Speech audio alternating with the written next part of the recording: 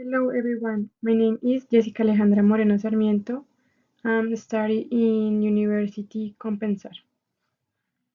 My city improvement presentation. First, the air quality is bad. The factory produces a lot of smog and that makes the air dry. To solve this, the city should plant more trees and could move to factory away from the houses. This plan will make the air cleaner and people will be healthier with clean air. Residents can enjoy walking outside and feel happier.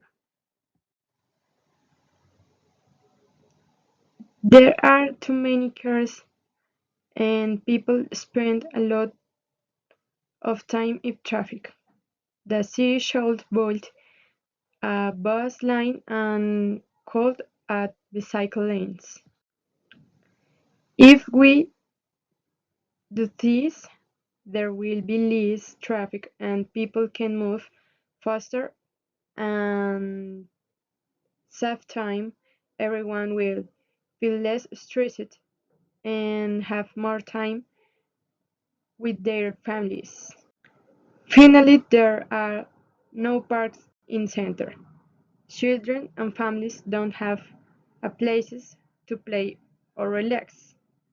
The city should build a new park near the river and could and bunches, flowers, and playground.